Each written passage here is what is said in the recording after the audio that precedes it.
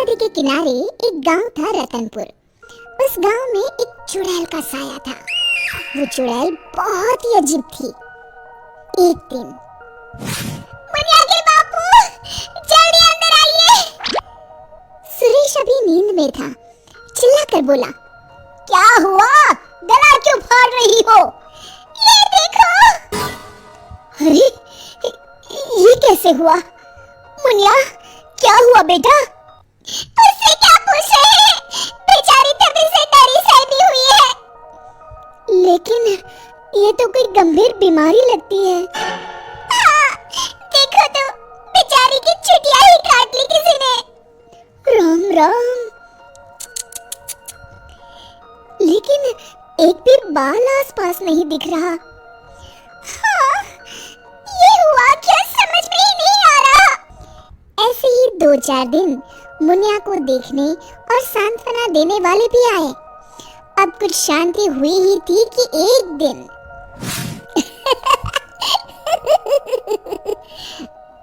क्या हुआ रामू, तू हंस क्यों रहा है? अरे काका, वो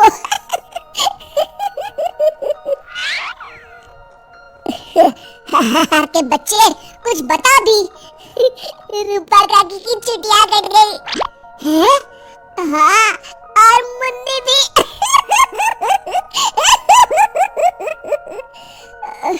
अच्छा, पर काहे? आप भी पूछ लो। चल कर देखता हूँ। क्या हुआ मुन्नी? ये क्या हल्ला मचा हुआ है? तभी मुन्नी बाहर आती है। ये का सुन रहा हूँ?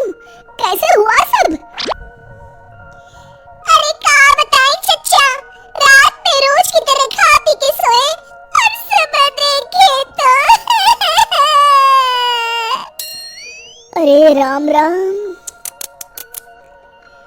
पहले तो मुझे लगा कोई बीमारी है, लेकिन ये तो लगता है पक्का किसी डायन या चुड़ैल का काम है। अब तो रतनपुर में ये औरतों की चोटी काटे जाने वाली खबरें आम हो गई। अगले ही दिन, सरिता, आज बहुत गर्मी है, मेरा बिस्तर बाहर लगा देना। जी ठीक है। सरिता ने रमेश का बिस्तर बाहर और अपना और चुनिया का आंगन में लगा लिया। रात में रमेश को प्यास लगती है।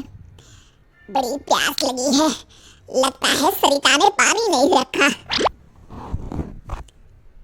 कोई नहीं, खुद ही ले लेता हूँ। अंदर जाने पर वो देखता है कि सरिता के बिस्तर के सिरहाने चुड़ैल खड़ी है। वो एक हाथ से सरिता की चोटी पकड़े हुए है और चाकू से उसकी चोटी काट रही है। वो जोर से चिल्लाया, चुड़ैल, बचाओ, बचाओ, चुड़ैल। सरिता और चुनिया उठ गए। गांव वाले भी फौरन आ गए। देखते हैं चुड़ैल हाथ में सरिता की चोटी लिए खड़ी है। भीड़ देखकर वो हंसते हुए बोली,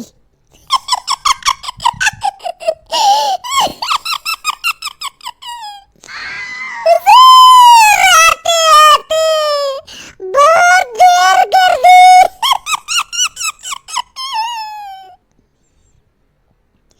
सरिता तो डर के मारे बेहोश हो गई, पर बाल तो जा ही चुके थे। अरे आखिर चाहती क्या हो? पर चुड़ैल उनकी बात अनसुनी करके सरिता की चोटी घुमाते हुए सबकी आंखों के सामने गायब हो गई। चोटी वाली चुड़ैल की खबर जंगल की आग की तरह पूरे गांव में फैल गई और गांव में बातें चलने लगी। मुनवा, सुना है कल तेरी भाभी की भी चोटी चुड़ैल ले गई। हाँ, उन्हीं के घर मिलने जा रहा हूँ। वैसे तो ठीक ही रहा, कम से कम अब सर पर पल्लू तो टिकेगा। ये बात सही कही आपने। इतना कहके दोनों वहां से चले गए। इसी तरह चुड़ैल का डर सारे गांव में बढ़ता गया और लोग घर छोड़कर वहां से जाने लगे। तभी कुछ गांव के लोग आपस में बात करने लगे, क्यों ना सरपंच जी के पास चले। हो, सरपंच जी ने दुनिया देखी है, कोई ना कोई उपाय ढूंढ ही निकालेंगे। हाँ चलो। और सभी गांव वाले सरपंच जी के घर पहुंच गए। समस्या सुनकर सरपंच ने कहा, समस्या तो सच में गंभीर है। मेरी अम्मा की भी है, आपके यहाँ भी? हाँ, अब क्या करें, चुड़ैल पर किसी का वश है क्या? कोई तो उपाय होगा सरपंच जी। इसके लिए किसी ओझा से मिलकर बात करनी होगी। तभी मदन बोलता है, अगर हमें अपने गांव से इस चुड़ैल का साया हटाना है तो हमें उसकी चोटी काटनी पड़ेगी। मेरी नानी ने मुझे बताया था कि हर चुड़ैल की शक्ति उसकी चोटी में होती है। अगर हम किसी तरह उसकी चोटी काटने में सफल हो गए तो उससे अपना गांव छुटकारा पा जाएगा। बताओ, कौन जाएगा चुड़ैल के पास? मैं उसे बताऊंगा कि क्या करना है। अरे मदन भैया, हम मुखिया जी के पास आए हैं मदद मांगने, वही जाएंगे। अरे ऐसे कैसे? मैं गया तो गांव कौन संभालेगा? इस रामू को भेज देते हैं। अरे ओ मुखिया, पगला गया है क्या? भरी जवानी में मौत के मुंह में चला जाऊं?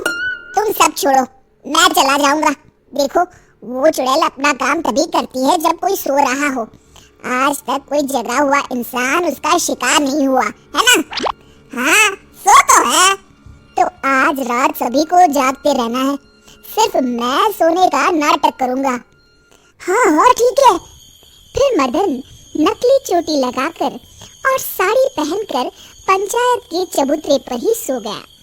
रात के 12 बजे चुड़ैल वहां आई। आज पूरे गांव में घुमाई, कोई सोया ही नहीं।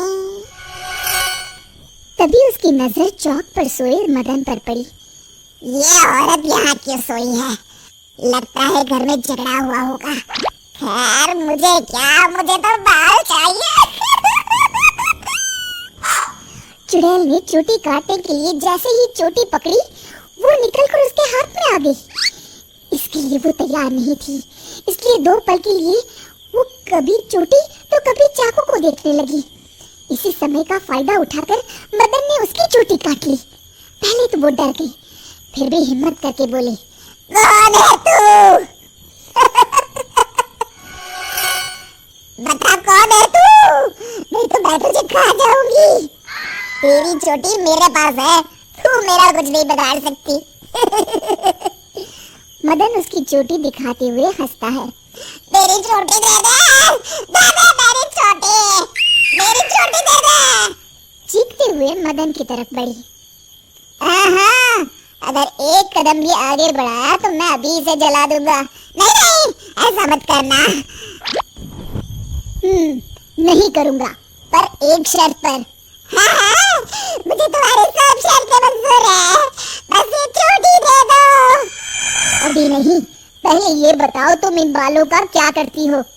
मैं इन्हें एक कुएं में डाल रही हूँ, उसे भरने के लिए। वो क्यों? जब वो कुआं भर जाएगा तो मैं सबसे शक्तिशाली हो जाऊंगी। चलो, वो कुआं मुझे दिखाओ, वहीं तुम्हें तुम्हारी चोटी दे दूंगा। चलो, ये चोटी मुझे दे दो, इसकी मदद से हम जल्दी पहुंचेंगे। नहीं नहीं, मुझे जल्दी नहीं, पैदल ही चलते हैं।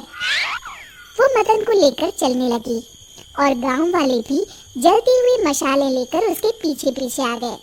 सब उसकी गुफा तक पहुंच गए, जहां कुएं के अंदर उसने बाल जमा कर रखे थे।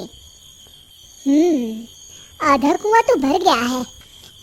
देखो, दिखा दिया ना, अब जल्दी से मेरी चोटी दे दो। हाँ, क्यों नहीं, ये लो। कहते हुए मदन ने उसकी चोटी भी कुएं में फेंक दी।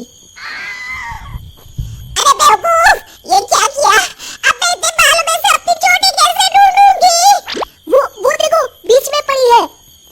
चुड़ैल कुएं में जाकर अपनी चोटी ढूंढने लगी। उसके कुएं में उतरते ही गांव वालों ने अपनी अपनी मशालें कुएं में फेंक दी।